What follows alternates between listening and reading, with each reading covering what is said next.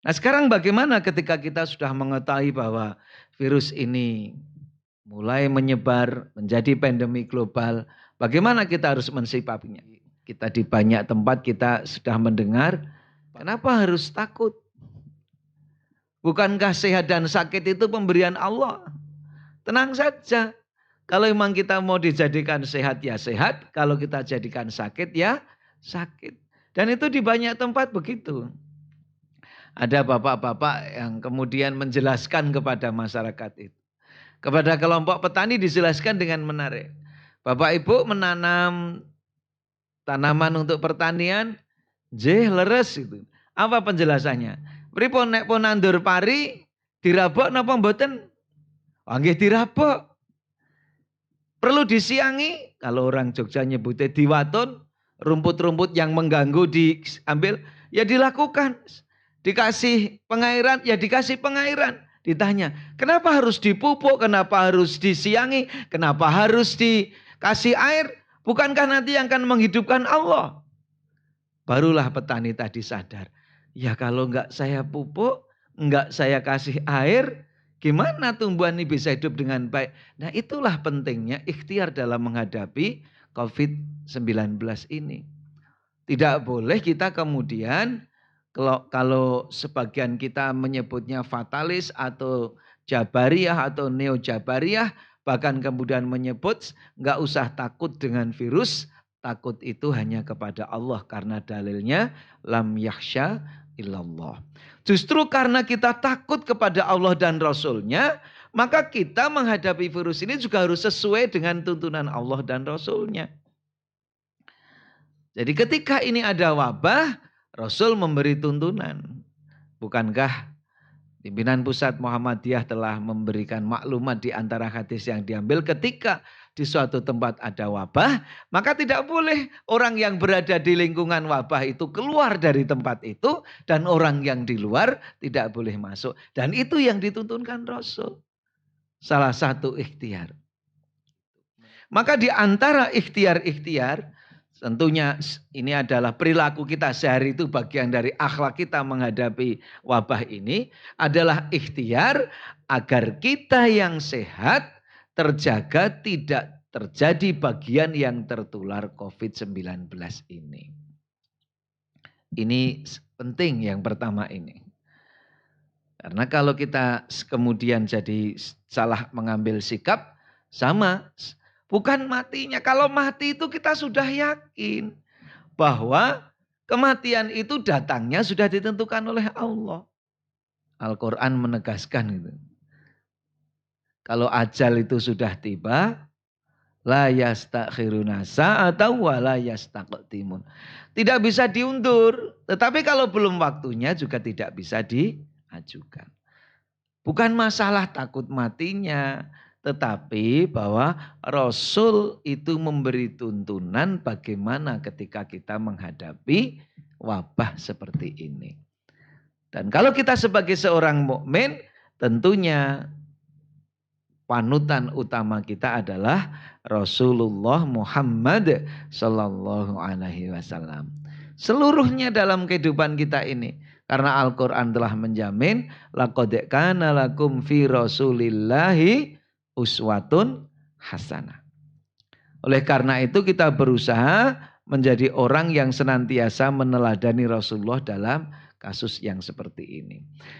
Maka ketika saat ini ada ikhtiar untuk physical distancing, dulu social distancing, kemudian bagaimana keluar harus senantiasa menggunakan alat perlindungan diri, dalam hal ini minimal masker, ya itu semua adalah akhlak seorang mukmin ketika berikhtiar agar kita tidak mengalami dan menjadi bagian dari yang terkena wabah COVID-19 ini.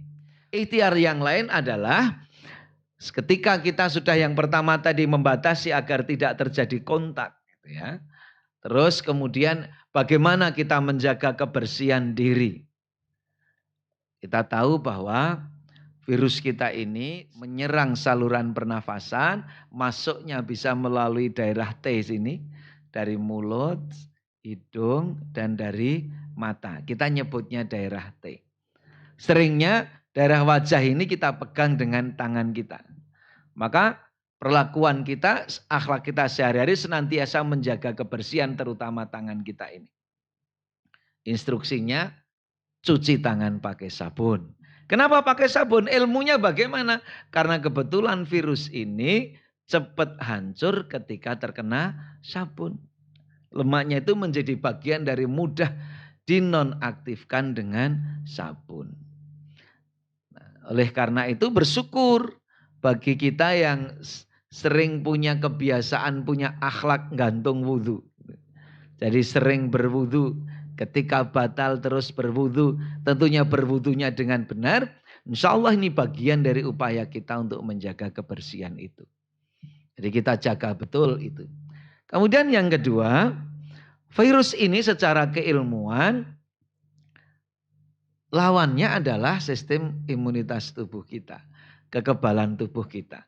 Maka kita berusaha menjaga bagaimana agar tubuh kita tetap dalam keadaan optimal sistem kekebalannya. Bagaimana caranya? Pertama, kita selalu memberi asupan ke tubuh kita makanan-makanan yang halal dan thayyib, yang mengandung nutrisi yang baik, yang dibutuhkan oleh tubuh. Al-Quran kan perintahnya kalau makan itu halalan thayyiban. Halal sekaligus baik. Ada dokter yang memaknai thayyib itu adalah kalau makanan itu masuk ke tubuh seseorang, dia akan memberi manfaat yang baik. Itulah makanan yang thayyib.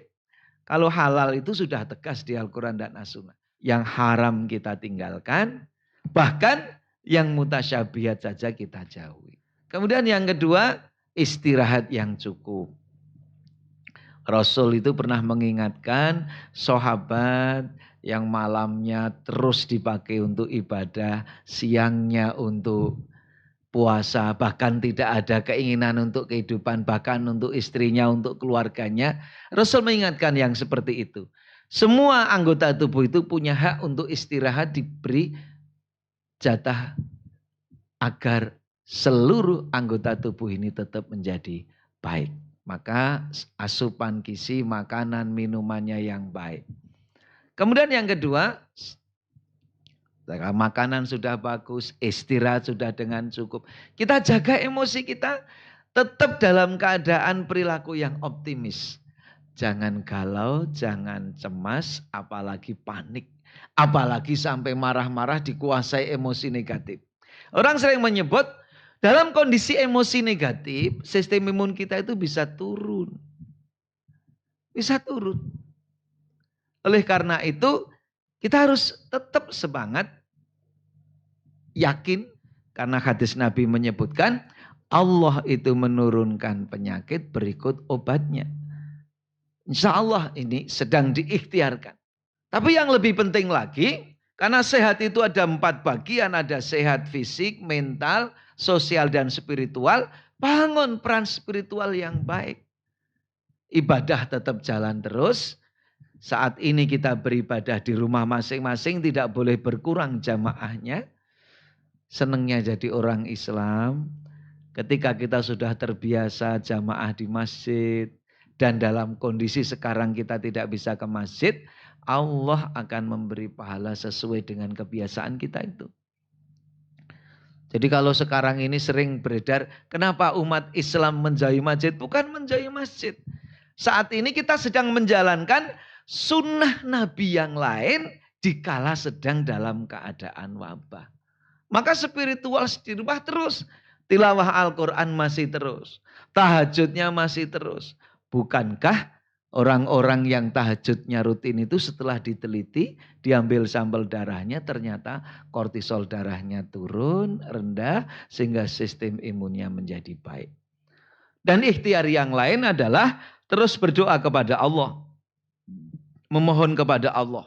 Di antara doa yang diajarkan Rasul adalah, Allahumma inni a'udzubika minal barasi, wal jununi, wal judami, wasai'il asqam.